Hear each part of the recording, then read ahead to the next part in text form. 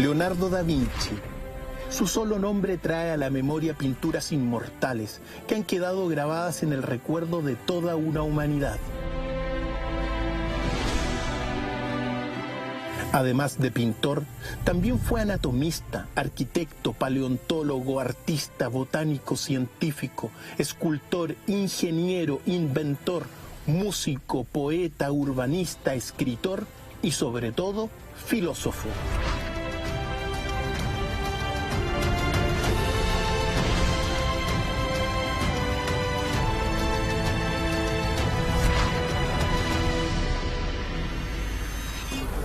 Leonardo representa el arquetipo del hombre universal, el símbolo de un hombre que tiene que saber de todas las cosas un poco, un ideal de persona del Renacimiento italiano, de esa época que se extiende desde fines del siglo XIV hasta principios del siglo XVII. ¿Cómo es posible que Leonardo haya concentrado tantos talentos y desarrollado tantas disciplinas en su sola persona? ¿Por qué escribía al revés, de derecha a izquierda? ¿Qué oculto don tenía? Para responder a estas preguntas, caminamos al espacio Casas de Lomata, perteneciente a la Corporación Cultural de Vitacura, donde se exhibe la muestra itinerante más completa de Leonardo a nivel internacional.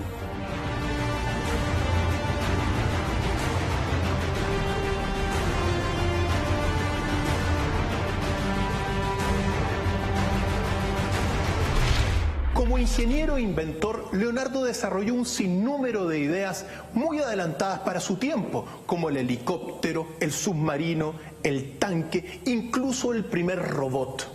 No obstante, muy pocos de sus proyectos lograron construirse porque técnicamente era imposible en su momento. Leonardo fue un visionario. Leonardo tenía la característica de que se aburría de todo. Sí, él empezaba a hacer algo, pero se aburría y lo dejaba sin terminar. Y seguía con otra cosa nueva. Y en algún punto subestimaba las cosas que hacía y pasaba a cosas nuevas. Era una fuente inagotable de creatividad. Él construyó el primer robot del que se tiene registro en la historia. Él, en los últimos años de su vida, vivió en la corte del rey Francisco I en Francia. Y hay documentos históricos que dicen que ese robot fue construido y que ese robot tenía un mecanismo que le permitió avanzar 12 metros y cuando llegó a los pies del rey, bajó una plataforma y tiró unas flores, ¿sí?, adelante del rey.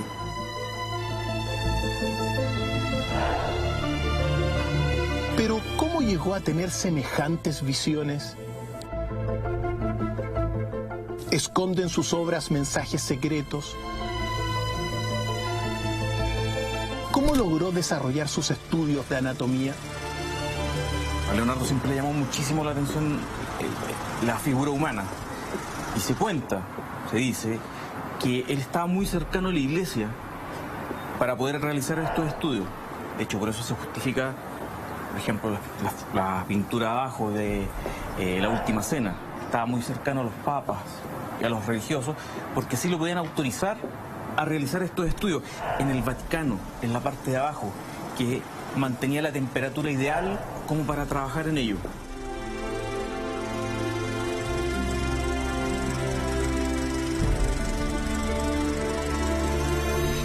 Leonardo solía decir que la sabiduría es hija de la experiencia y que la experiencia es la madre común de todas las ciencias y las artes. Su pensamiento se distanciaba de toda la influencia religiosa de la Edad Media y así, a pesar de estar bajo la esfera del catolicismo, para Leonardo la razón estaba sobre la fe, la ciencia sobre la religión, la experiencia sobre la teoría y el hombre sobre Dios. Ideas fuerzas que marcan todo el Renacimiento y la modernidad.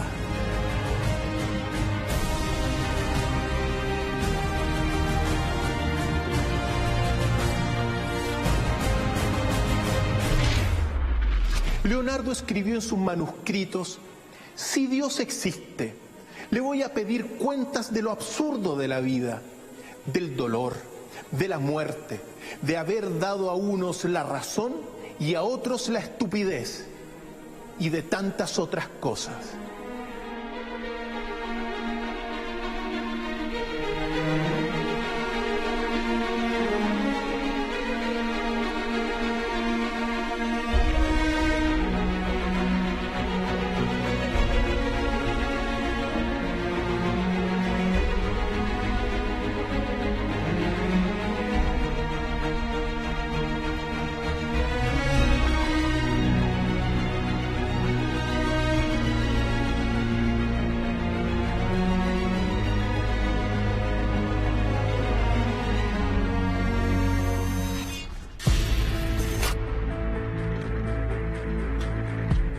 Después de 5 siglos, aún existen preguntas persistentes sobre este genio universal.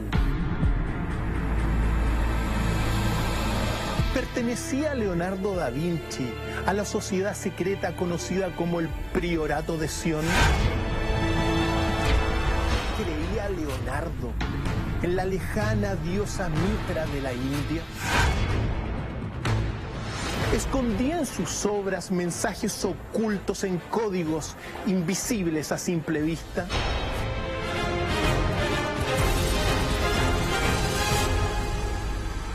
¿Qué secreto aún guarda Leonardo da Vinci?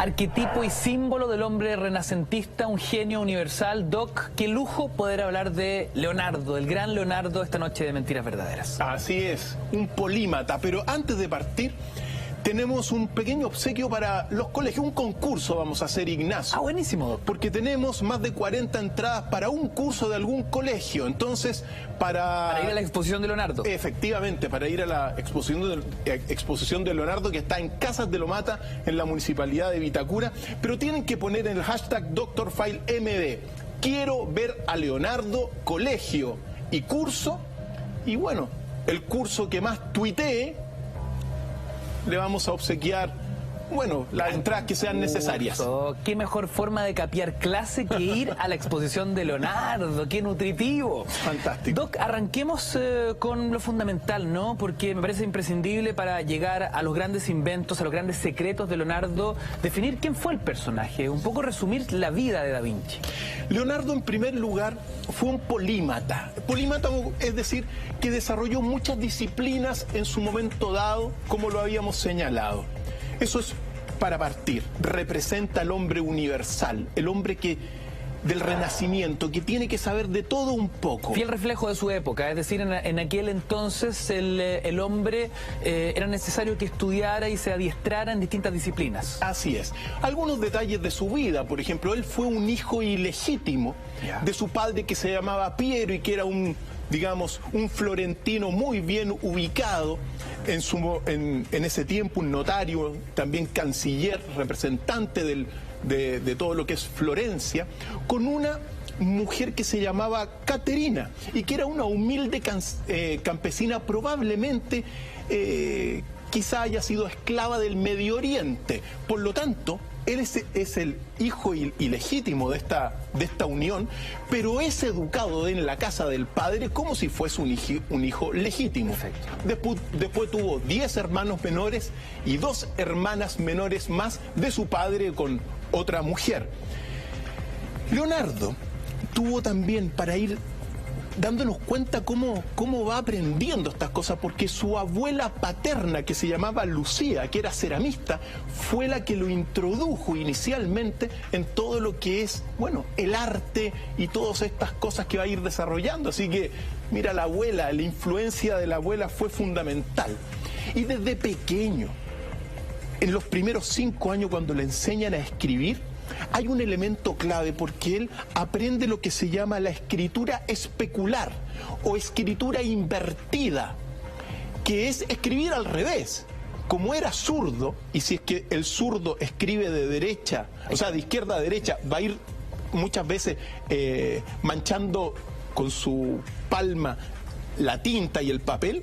Él aprendió desde muy pequeño Y esto es clave para ir después desentrañando los códigos ocultos de Leonardo. Aprendió a escribir de derecha a izquierda y al revés. Lo mismo que ocurre, por ejemplo, en las ambulancias. Si te das cuenta, la ambulancia está escrito con escritura especular, para que tú la puedas ver A través de un espejo. de un espejo, del espejo retrovisor. Ahora, Doc, cuentan que independiente del tremendo genio creativo de Da Vinci, dentro de sus zonas erróneas, podríamos decir, que lo humanizan bastante, que, por ejemplo, tenía una horrible, pésima ortografía. No sabemos si era porque escribía al revés. Él acepta en sus escritos que, su principal don no era las letras, pero sí era filósofo. Y recuerda que, a pesar de que a uno lo memoriza y trae a la memoria porque era un gran pintor, la pintura, en términos bastante reales, fue un aspecto bastante secundario dentro de toda la obra que hizo Leonardo da Vinci. Claro, podríamos decir que pintó muy poco, pero lo que pintó es ícono universal. Por eso a veces uno distorsiona, cree que Da Vinci tiene una obra pictórica muy amplia. No es el caso. No es el caso. Habrá pintado una veintena de cuadros, no más, pero hizo, una infinidad de cosas, como lo vimos en la nota introductoria que le quedó muy bien a Claudio, así que le mandamos saludos. No, y ya con la que estamos viendo, la Gioconda y la Última Cena, tenemos para hablar 3 programas completos. Por supuesto. Entonces, durante los primeros años, él comenzó a manifestar ya este don que tenía. Y a los 15 años es una época clave, porque su padre Piero observa lo que él pintaba. Cuando era pequeño, Leonardo se acercaba a la naturaleza, pintaba la naturaleza, hacía bosquejos, que es lo propio de ir descubriendo el mundo, y él lo pintaba. Pero a los 15 años, su padre va a llevar uno de sus dibujos a Andrea de Verrocchio, que por el tiempo era quizá el artista más renombrado de aquella Florencia, de aquellos años del siglo XV, de finales del siglo XV. Es el minuto en que el papá Chocho comprueba si su hijo tiene o no efectivo talento. Así es. ¿Y qué es lo que pasa? Andrea de Verrocchio mira la obra y le dice, y el padre le pregunta, ¿tendrá talento para la pintura y otras cosas? Porque Andrea de Verrocchio era pintor, escultor y orfebre. Ajá. Entonces Andrea de Verrocchio dijo, dejémoslo que él decida. E ingresó a este monasterio de Andrea de Verrocchio a aprender de pintura y de otras artes. Y durante el primer año, esto es muy importante, no pintó nada. Lo único que hizo Leonardo da Vinci durante todo un año, y quizá un poco más, fue limpiar los pinceles de los otros artistas que estaban ahí, limpiar las salas. Y claro, con el paso del tiempo tenía que limpiar después de cada jornada, cada pincel. Eso es partir de abajo. Eso es partir de abajo, primer peldaño. Pero así, limpiando cada pincel, se fue dando cuenta del grosor de cada pincel, de cada combinación de color, que también van a ser después claves. Esto que aprendió limpiando para toda su técnica de sfumata, que es como pinta la Mona Lisa. Pero llegó un momento dado que hay un pasaje muy importante, porque después de ese año Andrea de Verrocchio le pregunta a Leonardo, le dice Leonardo, ya, llegó tu hora, Leonardo, pinta esto que ves. Y Leonardo agarra un lápiz, porque no era tinta, y lo pinta. Y Andrea de Verrocchio lo ve, y era un marco con 2 monjes caminando. Píntalo de nuevo, le dice, y pinta lo mismo, pero saca a los monjes que estaban en el primer cuadro. Yeah. Y Andrea de Verrocchio le pregunta, ¿pero cómo es posible que hayas sacado a los monjes? Y Leonardo le dijo, es que yo pinto los momentos. Clave. ¿Por qué?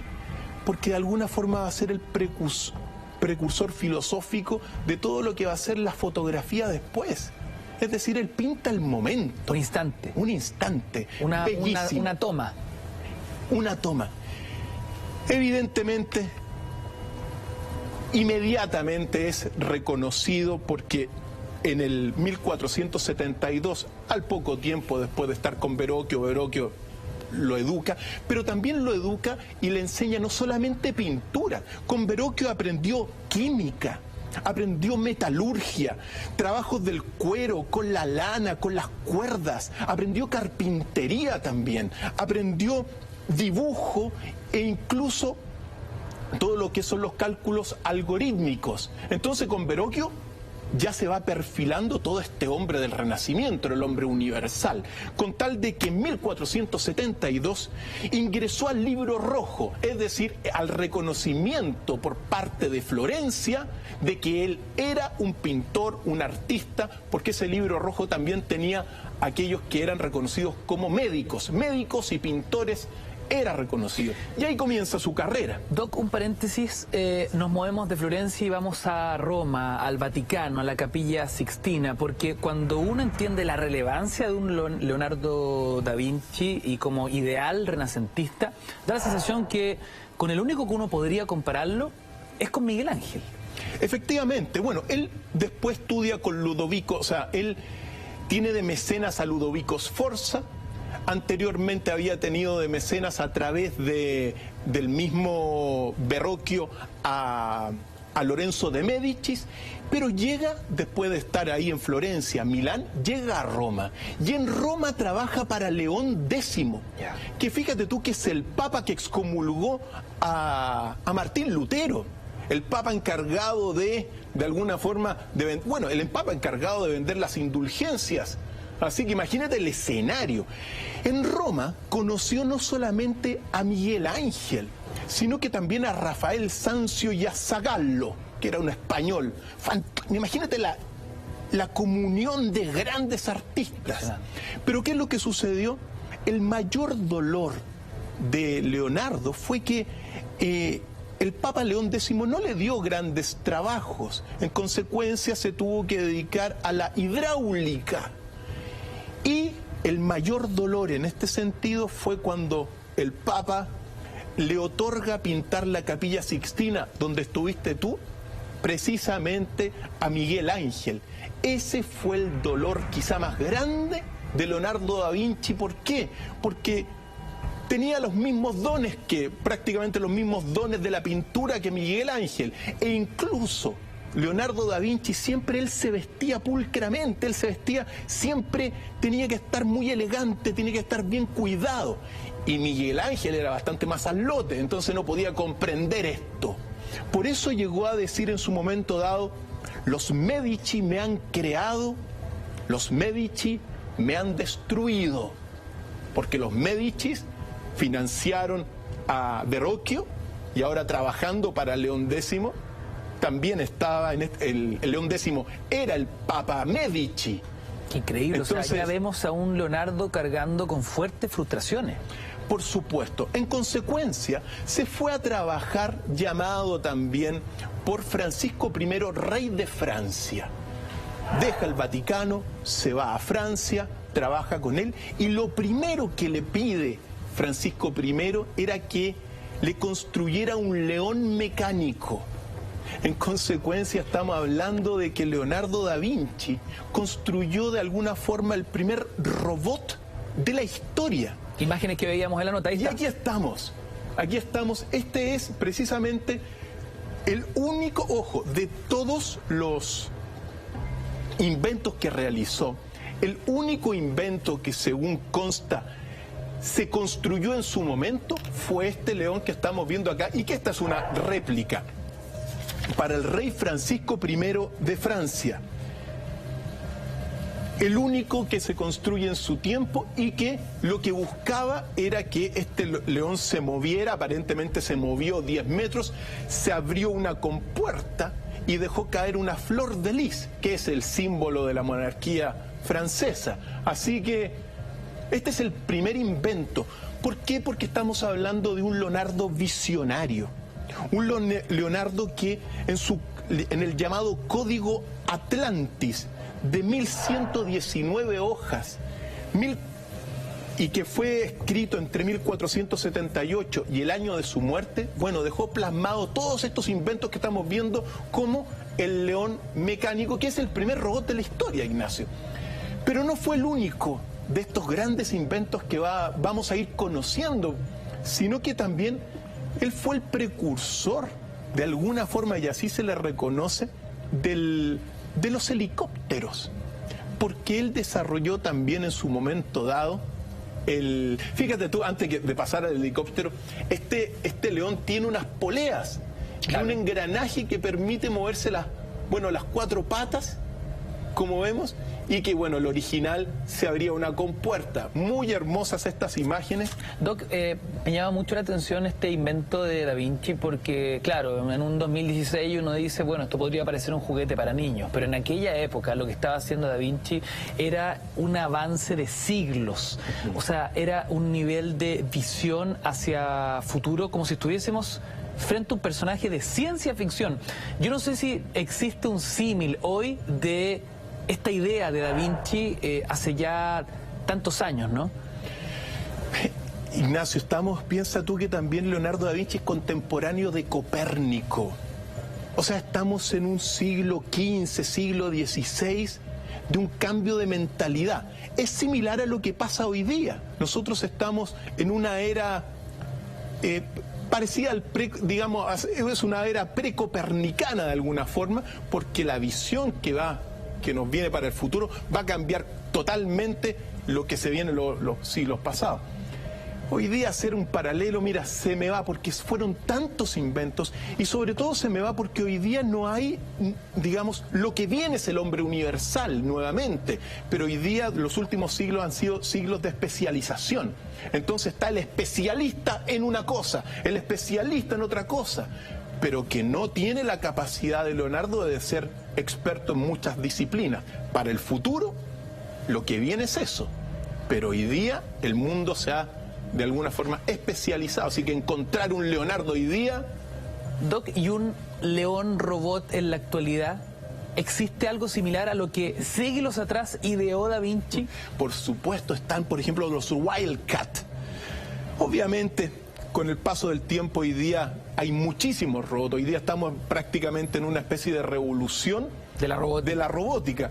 Pero si uno se da cuenta que, por ejemplo, hoy día se han desarrollado los Wildcat por la Boston Dynamic, uno está diciendo que en realidad, a partir de estas visiones de Leonardo, de alguna forma se proyectaron los robots que hoy día son reales. Así que efectivamente es un visionario. Lo mismo sucede con el helicóptero, porque Leonardo da Vinci en 1498, mira, desarrolló este sistema de alas que partió sobre la observación evidentemente de la anatomía de las aves y buscó recrear el vuelo e incluso imitando a todo lo que son los murciélagos, desarrolló esto que es lo que se llama el tornillo aéreo. Bueno, el tornillo aéreo es una especie de antecesor de los helicópteros actuales. Entonces, estamos frente a un tremendo gigante de la historia. Y pensemos que el primer helicóptero moderno, el abuelo de los tanques. ¿Cómo? Así es, porque desarrolló un inexpugnable vehículo, que es este que estamos viendo acá, para penetrar las líneas enemigas y pensado en su momento dado para ir en contra a Francia. Increíble. Doc, a ver, para poder poner en contexto, en aquel entonces, en la época de Da Vinci, ¿cómo operaba una guerra convencional? Bueno, los ejércitos se enfrentaban, habían municiones, pero se enfrentaban cuerpo a cuerpo prácticamente. Entonces, y eran líneas, grandes líneas de hombres, escuadrones de hombres que se iban enfrentando unos con otros directamente. Entonces, para romper las líneas enemigas, Leonardo da Vinci desarrolló este que fue, bueno, el precursor de los primeros tanques que se construyen mucho más tarde. Estamos hablando de un arma bélica. Doc, brevemente, porque lo que estábamos hablando hace algunos minutos del helicóptero es algo bien impactante. Da Vinci está pensando en un vehículo que vuela. Así es. O por lo menos en su ciencia, en su ingeniería. Eso es algo demente, descabellado para su época. Lo que pensamos que es un gran estudioso de la naturaleza. Él parte de la gran sabiduría de que todo está en la experiencia, es decir, primero miremos. Entonces, ¿qué miro primero? La experiencia del vuelo de los pájaros. Eso es la base del conocimiento racionalista, de toda la modernidad. La Edad Media parte de la teoría y después va a la experiencia. Claro. La modernidad y el Renacimiento parte de la experiencia y después elabora la teoría. Pues Leonardo, fantásticamente, a partir de la observación de los pájaros y de los murciélagos, desarrolló y otras máquinas voladoras, como vamos a ir viendo más adelante. Evidentemente, con una... Bueno, esto no se materializó en su momento dado. Estas son las construcciones actuales. Todo esto quedó en el llamado manuscrito Atlas. Así como te decía, por ejemplo, que el tanque, lo que él quería era no solamente romper las líneas enemigas, sino que reemplazar al elefante, que era el gran, digamos, animal de armas al fin y al cabo. Todos los ejércitos, de alguna forma, occidentales, Alejandro Magno, frenado por los elefantes en la India, y cuantos otros, los persas también frenados por los elefantes en la lejana India. Bueno, Leonardo da Vinci quería reemplazar a los elefantes, entonces confeccionó este tanque que fue ideado con una serie de cañones abajo y también armas cortas arriba. Entonces era manejado por 8 hombres. En consecuencia, la fuerza era fuerza humana la que movía este tanque. Claro. Y las ruedas estaban forradas de hierro, con tal de ¿qué? De ir rompiendo las líneas enemigas. Visionario. Por eso uno dice, bueno, es pintor, pero como vamos a ir viendo, por ejemplo, también desarrolla la metralleta. La metralleta. Así es. Entonces le gustaba también, es un polímata en realidad. Y si uno tiene que decir, también obviamente un gran filósofo entre todas las cosas. Y desarrolla, como estamos viendo, la primera ametralleta, el primer concepto de ametralleta, que fue en 1480. Y el objetivo de este invento era aumentar la intensidad de las armas de fuego de la actualidad.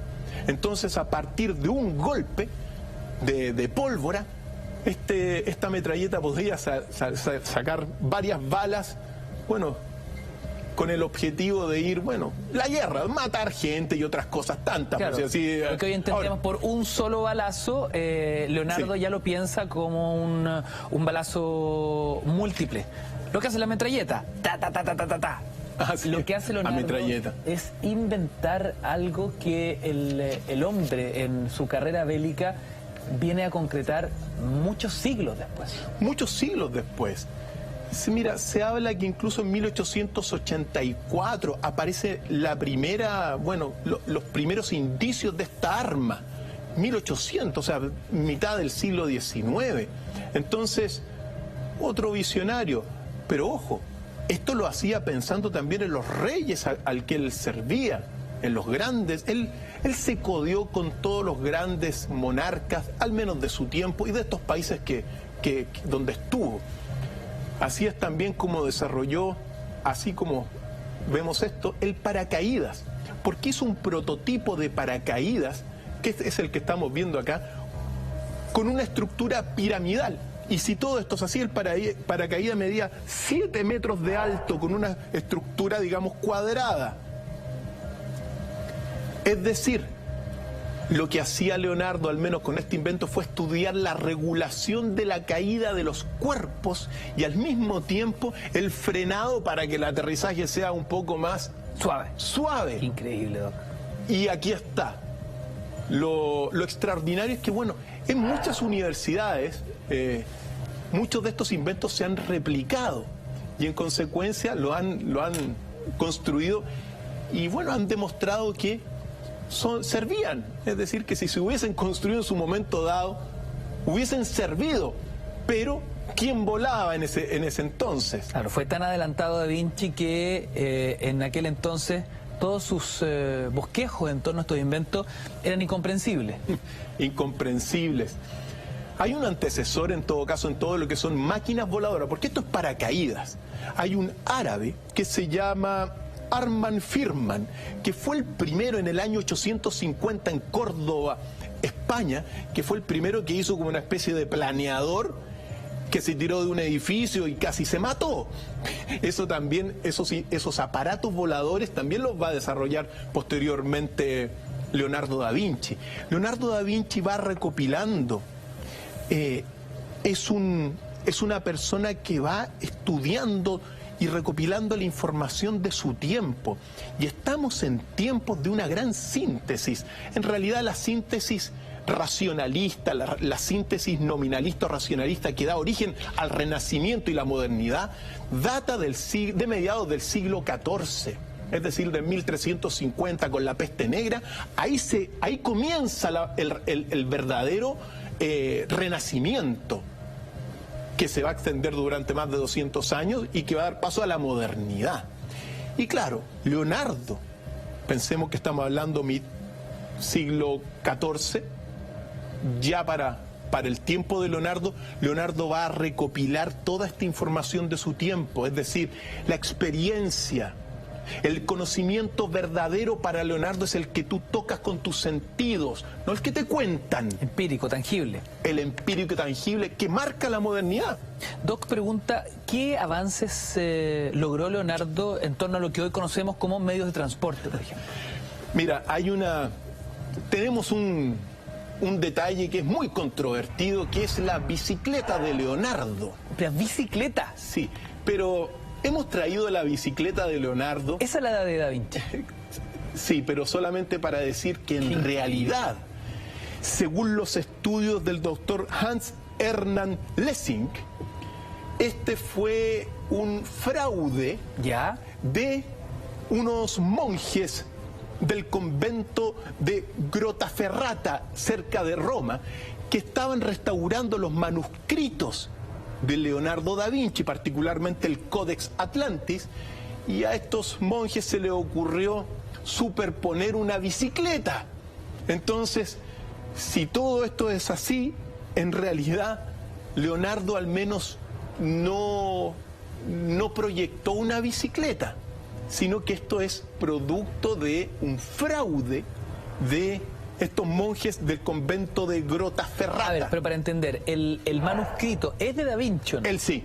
O sea, él teorizó la bicicleta, la dibujó, la pensó, pero no la construyó.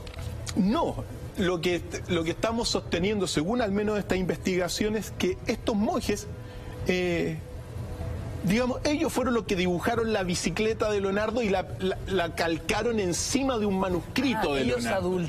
Adulteraron el manuscrito. Así es. Para quedarse con los créditos posteriormente de... Y quizá para exaltar la obra de Leonardo. Es decir, él inventó la bicicleta y con esto, bueno, ¿qué más se puede inflar a un genio? No sé. Así es. Qué gratuito lo que sea. Pero la bicicleta es ultra controvertida, porque desde el momento en que se ve y aparecen estos documentos, se pensó que Leonardo la había construido, la había ideado originalmente, y aparentemente fueron estos monjes del convento. O sea, esto es un fraude, está garantizado. Así es. Y cualquier amigo podría recurrir al doctor Hans Hermann Lessing. Oye, qué reto notable. O sea, Da Vinci fue pionero en tantas cosas, incluso en el primer tongo de la historia. Prácticamente. En el primer montaje. Ahora, yo no sé por qué lo habrán hecho, pero bueno, es parte de estos monjes que quizá quisieron... Bueno, estamos hablando de los monjes que adulteraron y que hicieron a Da Vinci el inventor de la bicicleta. Por eso, al menos es entre paréntesis, muy controvertido la bicicleta. No así el automóvil. No, Doc. Porque... proyectó un automóvil Da Vinci. Y aquí lo estamos viendo. Este es el automóvil proyectado por Leonardo da Vinci en 1495. Es el primer vehículo autopropulsado y se le daba cuerda de alguna forma. Como un reloj. Como un reloj. Se le daba cuerda, medía 1,68 m de largo, Ya. 1,49 m de ancho, y se le daba cuerda y funcionaba, Ignacio. Increíble. Esto era un vehículo ecológico, además. También. Y todo este mecanismo, bueno, se estudia como el primer automóvil. Ya estamos hablando de 1495 y hay algunas universidades que lo han replicado, bueno, en la misma muestra en Casas de Lomata, en la exhibición donde están todos, esperemos que estén concursando en este minuto. Está este primer automóvil. Está este primer automóvil replicado. Entonces, lo que a mí me ha tocado ver es, claro, efectivamente darle cuerda y se mueve el auto. Increíble. Así que es como estos grandes inventos, un gran visionario. Hemos seleccionado algunos dentro de, bueno, una multiplicidad de inventos de Leonardo, pero también uno no puede dejar de hablar de lo que se llama la máquina voladora o las máquinas voladoras de Leonardo, que les llamaba ornitópteros. Así se le llamaba. Y no solamente tuvo un modelo, sino que mirando los pájaros, el vuelo de los pájaros, ideó uno para una o varias personas, de 1 y 2 pisos también, propulsados con fuerza humana. Sin embargo, en esta fuerza humana no solamente se ocupaban las manos, los dedos, los brazos, las piernas, para, bueno, mover este ornitóptero, que era este avión.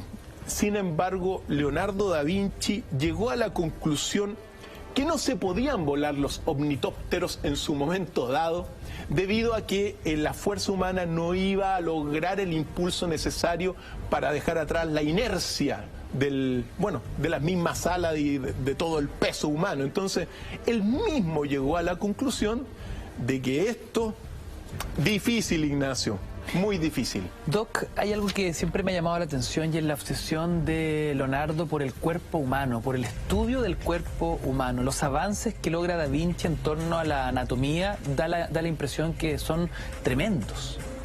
Uno puede hablar... Y nuevamente, un visionario.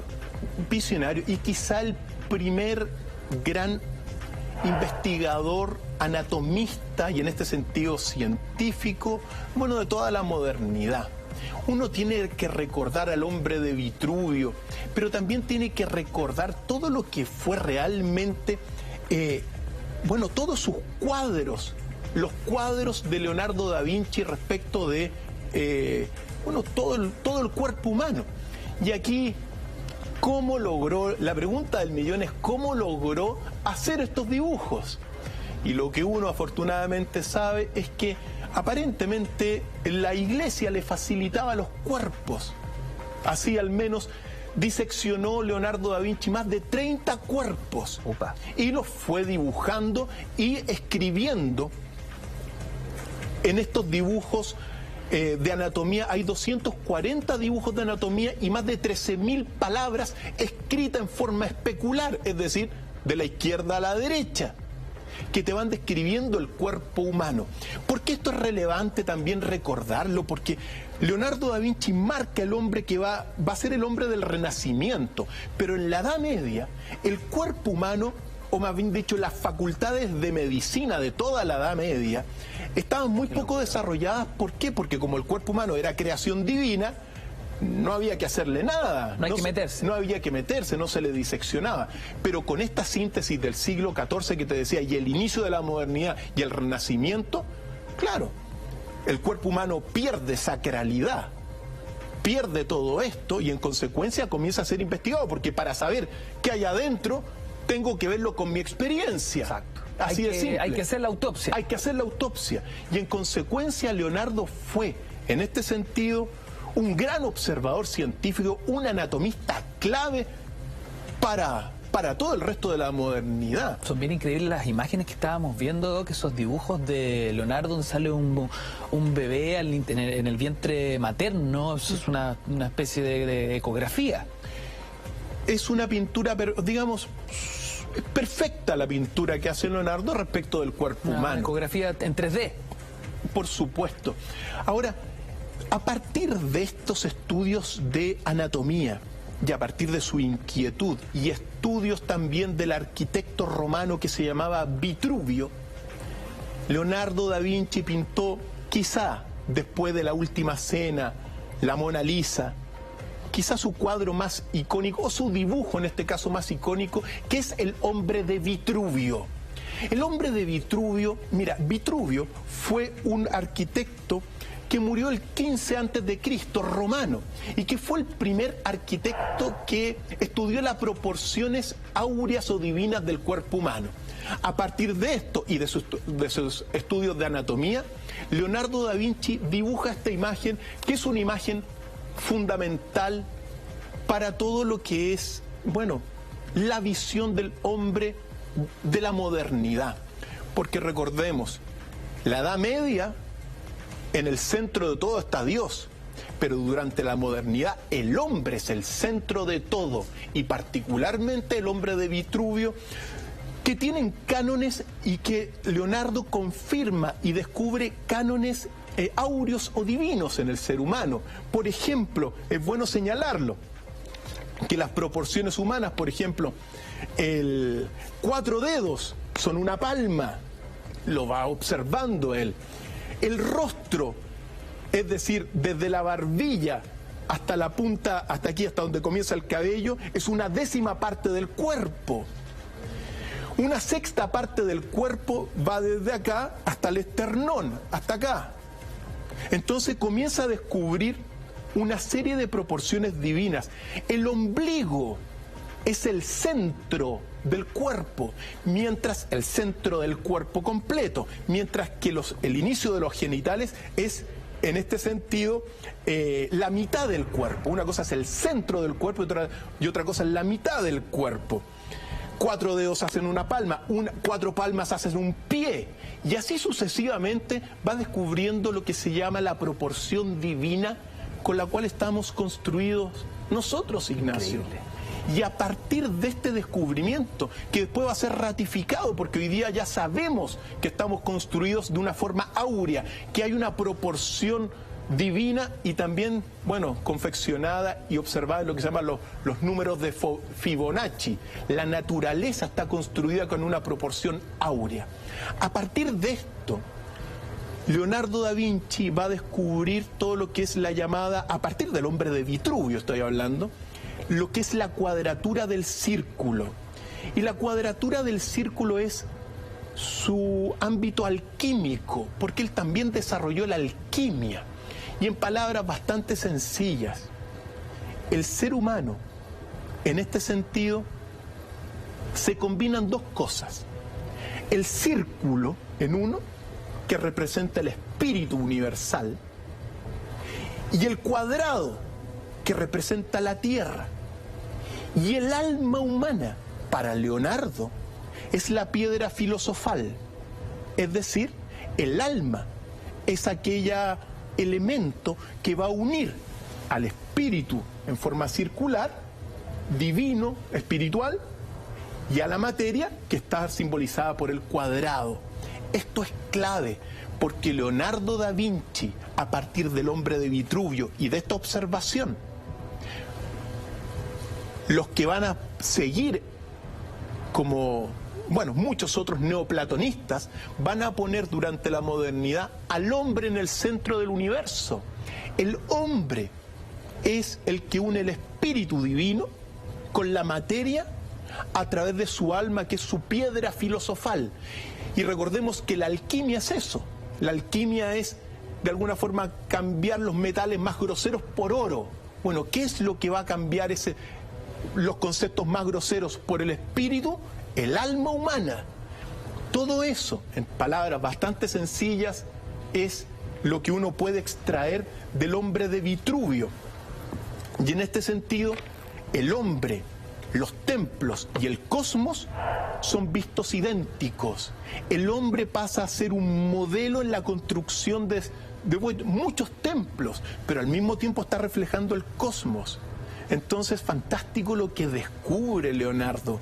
No solamente el hombre es un pedazo de materia, sino que el hombre, bueno, es eso. En él se da esta cuadratura del círculo, que es uno de los misterios alquímicos más grandes en nosotros, Ignacio. Doc, ¿qué síntesis podemos hacer de la figura de un Leonardo, donde ya hemos definido parte de su historia biográfica, sus grandes inventos, muchos de ellos aventajados en siglos, y sus estudios de anatomía? Uno tiene que tener claro que estamos frente al hombre que simboliza el Renacimiento italiano, estamos frente al hombre que refleja la búsqueda de un conocimiento universal, saber de todo un poco, Ignacio, no un especialista. Así comienza la modernidad. Por lo tanto, Leonardo da Vinci es clave para entender, bueno, todo lo que va a ser el periodo que llega hasta el siglo XX, que es toda la modernidad. Un hombre que sabía de todo, que le gustaba de todo y que desarrolló muchísimo sus talentos. Verdaderamente el hombre es el rey de los animales, decía, pues su brutalidad supera a la de estos, entre otras cosas. Y la experiencia, él recalca en todos sus escritos que la experiencia es la base, no solamente de las ciencias, sino que de las artes. Leonardo cambia un mundo entero, sin embargo convive con toda la tradición cristiana católica de su tiempo. En consecuencia, mira, estamos frente a una persona alquímica, es decir, también desarrolló la alquimia. La alquimia requiere un sincretismo de muchas disciplinas, es decir, si tú eres especialista en una disciplina, no puedes hacer alquimia.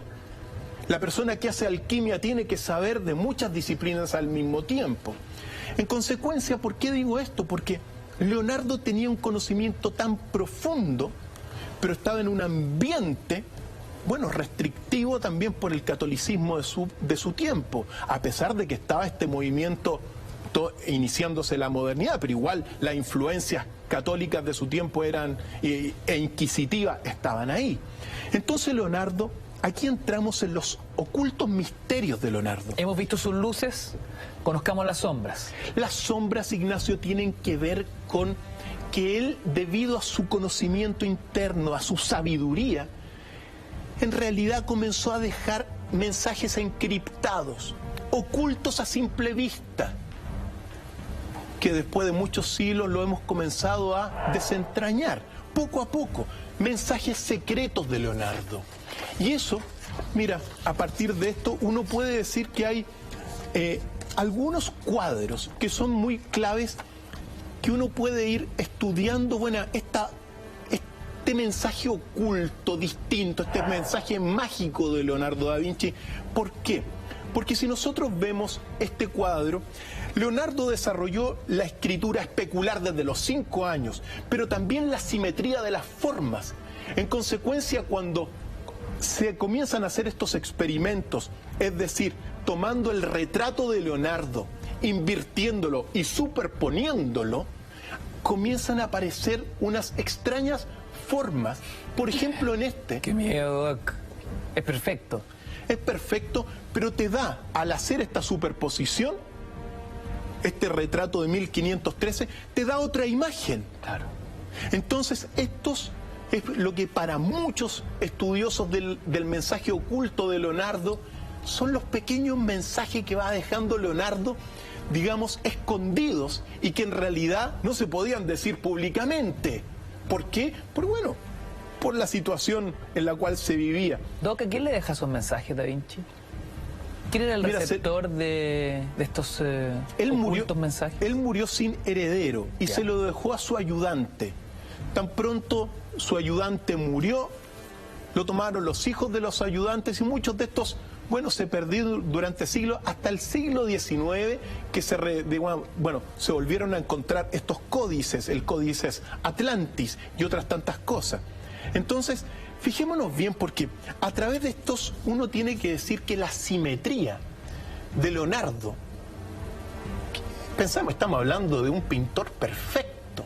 Entonces, él buscaba en este sentido, o él sabía que a través del juego con la simetría se escondía algo de magia detrás, como que hay mensajes ocultos. Lo mismo aquí observemos la Mona Lisa. La Mona Lisa, que tiene particularmente un horizonte distinto, pero cuando se une la Mona Lisa, encontramos esta extraña imagen. Oh, Doc, no. Esto nunca lo había visto yo, está tremendo. Y recuerda una cosa, recuerda que Leonardo desde sus primeros años trabajó la escritura especular. Mati, le hablo a nuestro señor director. ¿Se puede congelar esa imagen para que podamos analizarla? Porque es bien inquietante la mirada de la Mona Lisa ahí, Doc. Son figuras que surgen después, pero que están reflejando una mujer en este sentido muy relevante, pero que nos permite, recordemos, siempre es bueno recordar que la Mona Lisa era la esposa de Francesco Bartolomé de Giocondo, que se llamaba Lisa Gherardini, por eso La Gioconda. la Gioconda o Mona Lisa. Mona significa señora Lisa. Entonces la Mona Lisa, la señora. Pero esto es lo que surge de estos experimentos invirtiendo las imágenes. Entonces, hay mensajes ocultos. Hay otro que es la imagen de la Anunciación, que es y que veamos... Otro clásico. Estos son clásicos. Son puros fundamentales acá. Fue pintado por Leonardo da Vinci entre 1472 y 1475. Oh. Y lo que te parece acá es una extraña figura que más bien aparece como una especie de sacerdotisa. Claro, queda como en un trono. Y que en el tarot representa también, en algunos tarot, lo que es la papisa. Es decir, una especie de, mujer mágica. La mujer de muchos secretos y que tenía un poder alquímico. Qué increíble. Pero la mujer, ojo, la mujer es muy importante para Leonardo. Ahí está nuevamente la carta del tarot. Ahí estamos. Y que representa la papisa, al menos esta mujer representaría todo lo que es la creencia iniciática. Es decir, él participaría de una orden o de una hermandad de iniciados. Los iniciados son personas que tienen que llegar a un nivel de conocimiento y sabiduría para pertenecer y para poder entender estos grandes mensajes. Por lo tanto, este cuadro y son los experimentos que se están haciendo debido al estudio de toda la vida de Leonardo. Es decir, la simetría y la escritura especular. Todo lo que son los estudios de anatomía están escritos especularmente, de izquierda a derecha, entonces y con muchos símbolos. Entonces son como mensajes encriptados, como vamos a ir viendo. Tenemos otro que es un guerrero de casco y armadura en 1462 y que también, si uno juega con la simetría invertida o la imagen especular, miremos lo que pasa, porque se genera o aparentemente aparecería un cáliz. Oh. El cáliz, claro, para muchos es símbolo no solamente de la sangre de Jesús, sino que también es un símbolo femenino, ya, importantísimo. Es decir, hay un patrón femenino que está destacando Leonardo da Vinci, pero de forma oculta. Hay un mensaje oculto en sus pinturas, en sus cuadros, en sus manuscritos y entre otras cosas. Al mismo tiempo, es fantástico ver esto, porque es increíble. Porque, son las cosas que uno... Increíble, yo nunca había hecho el ejercicio, claro, de tomar obras de Leonardo que son tan icónicas y hacer este ejercicio de ir superponiendo, duplicando y superponiendo las imágenes. Y se obtienen cosas totalmente nuevas. Eso es muy parecido a un cáliz, no cabe duda. Y tenemos otra, que es una pintura que es Baco, o ahí está, también Juan Bautista. En realidad es Juan Bautista porque tiene dos pinturas. Según muchos, esta es la pintura, la de la izquierda, es el dios Baco, pero también es muy similar a Juan el Bautista, que es otra de las... Baco, el dios del carrete, básicamente. Prácticamente. Y que fue pintado entre 1510. Entonces, muchos lo asocian con Baco, pero también aparece como Juan el Bautista. Y si se unen esto, aparece una imagen muy aterrorizante. Sí, esto es muy raro, Doc. Pero que puede ser también el reflejo de la diosa Kali, la diosa Kali de la India, diosa que inaugura en una época oscura sobre la tierra. Bueno, para muchos estaría contemplado en esta pintura de Leonardo da Vinci, que es la pintura de Juan el Bautista o de Baco también. Entonces, y ojo, claro, y tú inviertes eso y aparece esta figura monstruosa y que te recuerda que, bueno, que se está viviendo una época dominada por la oscuridad. Oye, veamos eso, que es impresionante, es como una especie de demonio, chamán. Yo me podría imaginar mil cosas. La diosa de la destrucción, muy similar a la diosa, al menos una de las La representaciones. diosa de la destrucción. De la destrucción. Así que, pero llegamos, Ignacio, a una de las obras clásicas que más de alguna vez lo hemos visto, que es La Última Cena. Porque La Última Cena, Aquí detengámonos, Doc. un poquitito, es un clásico este. Es una obra que mide prácticamente 4 metros 60 centímetros de alto y 8,80 centímetros de ancho. Y afortunadamente tenemos una declaración de Jorge Salas, que es uno de los monitores de la muestra que está en Casas de Lomata, que nos va a hacer hincapié, va a acentuar los detalles que uno tiene que ver cuando uno va, porque claro, en términos oficiales y durante 500 años se ha dicho que la última cena es la última cena, claro. Es decir, el último encuentro con los discípulos antes de la crucifixión de Jesús. Y sería. Pues comencemos a leer estos mensajes ocultos a través de la siguiente declaración y que siempre los amigos saquen las conclusiones en casa. Vamos a ver. Dentro de este cuadro, pero absolutamente precioso, si ponemos atención a Judas Tadeo, este rostro lo podemos reconocer. Se dice que es Leonardo mismo. Y que lo acompaña acá Simón Celote. Se dice que este rostro está basado en el busto de Platón. Entonces, en una pintura cristiana como esta, es un poco particular que esté el artista en una plática con Platón en este segundo. Prácticamente una herejía. En ese tiempo, claro, de todas maneras. Al centro podemos ver a Santiago, que se dice que, si ustedes se fijan en el rostro, sería el hermano gemelo de Jesús. Incluso muchos dicen que por la posición en que se encuentra, como si estuviera crucificado, sería aún así más patente este hecho.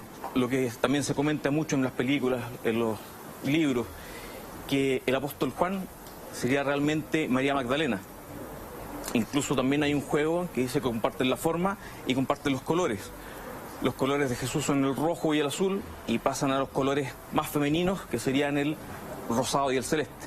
El penúltimo sería el cuchillo que tiene Pedro. Es el único instrumento que se podía, o el único servicio que está dentro en toda la mesa y que lo posee de una manera un poco extraña.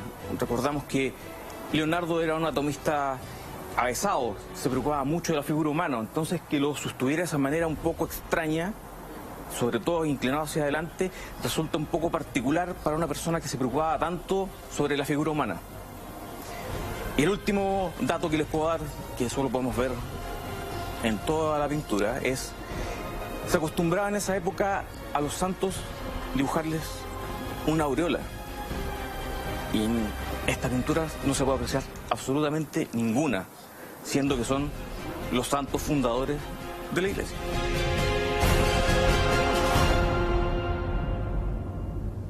Doc, las palabras de Jorge Salas son tremendamente reveladoras porque lo que conocíamos históricamente como un cuadro sacro, un retrato de esa última cena, hoy lo vemos casi como un cuadro hereje, como un cuadro rebelde, como una pintura llena de prohibiciones. Así es. Y revelaciones, que es lo más interesante. Revelaciones. Pensemos, la palabra herejía era de otros tiempos. Hoy día estamos en un descubrir, bueno, un mundo desconocido. Pero hay otros secretos del Pero cuadro. convengamos que fue filoso Da Vinci acá. Por supuesto que sí. Y sobre todo con los siguientes secretos que guarda el cuadro y que veámoslos en la siguiente declaración. Vamos. ¿Te parece? Pero el cuadro La Última Cena de Leonardo guarda aún muchos otros misterios y claves secretas, como por ejemplo este nudo misterioso en el mantel, que simbolizaría una unión, un vínculo entre ¿quién? Entre María Magdalena y Jesús. Sigamos mirando este bellísimo mural y observamos la mano de Jesús, una mano que está abierta, que muestra una revelación, que está expresando algo, una buena nueva. Pero la otra mano de Jesús está hacia abajo, lo que representa que algo está ocultando en este cuadro Leonardo da Vinci. Y que está ocultando lo vamos a descubrir acá. Pero antes de descubrirlo, recordemos el cuchillo que mantiene Pedro en una de sus manos y la otra mano amenazante contra María Magdalena. Este es un mensaje que viene de una lejana antigüedad y de textos gnósticos y apócrifos que hablan de que Pedro sentía mucha envidia por María Magdalena, no solamente porque María Magdalena era un discípulo de Jesús, sino que también porque era, su mujer más amada. Sin embargo, dentro de todos los grandes secretos que guarda este cuadro, estaría aquí, presente precisamente, el Hijo de Jesús con María Magdalena, cubierto y oculto en el cuerpo de Judas. Por lo tanto, este cuadro, bajo esta lectura oculta, más que la última cena, estaría representando la presentación a los discípulos del Hijo de Jesús y María Magdalena, que está y estaría oculto en la misma figura de Judas.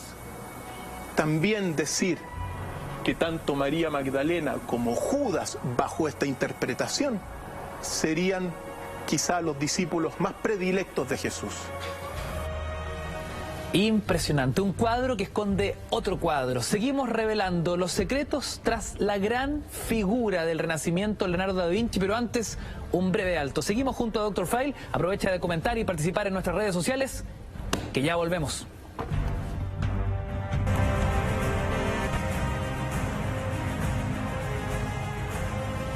Descubriendo los secretos tras el genio del Renacimiento italiano, Leonardo da Vinci, su biografía, sus conocimientos en anatomía, los grandes inventos y también los secretos tras algunos de sus cuadros más icónicos.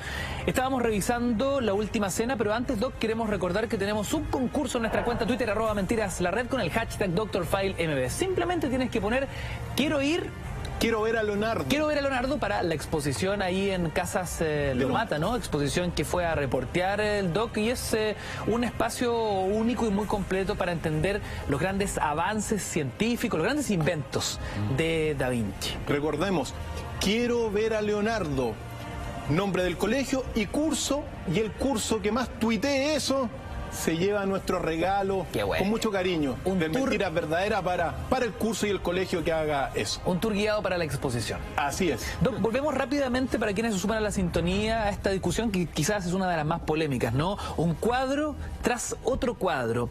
Durante siglos se entendió La Última Cena como tal, simplemente la última conversación, el último encuentro entre Jesús y sus apóstoles. Pero Leonardo, o más bien quienes han ido investigando su obra, han ido descubriendo cosas que no estaban a simple vista. No estaban a simple vista y aunque duela para muchos, porque imaginémonos que lo que es cambiar durante el último tiempo una visión que ha tenido 500 años sobre La Última Cena y que recién hoy día en los últimos años haya comenzado a existir otra lectura. Evidentemente que a muchos quizás no le va a gustar, pero estamos en estos tiempos de revelación de más verdad. El gran secreto, en consecuencia de este cuadro icónico de Leonardo, es que más que La Última Cena estaría presentando al hijo de Leonardo, al hijo de Jesús con María Magdalena.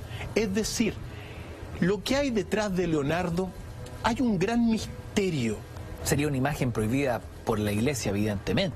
Totalmente, si esto es, pensemos lo que esto está plasmado en muchos antecedentes en esta obra popular que se llama el Código da Vinci. Exacto, un escándalo para el Vaticano. Es decir, el hijo, el linaje, el santo grial, que en realidad sea la sangre real de Jesús y María Magdalena, prolongada en el tiempo. Es un escándalo. Pero en el fondo, si todo esto es así, si los mensajes que hemos visto enfatizando el rol femenino, la figura de María Magdalena, es así, es muy posible y hay suficientes antecedentes para decir que en realidad Leonardo da Vinci, aparte de ser el genio que fue, el polímata que fue, también aparentemente habría participado de lo que se llama una hermandad secreta conocida como con el nombre del Priorato de Sion. ¿La sociedad secreta, Doc? El Priorato de Sion, muy brevemente señalarlo, fue, digamos, fundado por Godofredo de Bouillon durante la primera cruzada.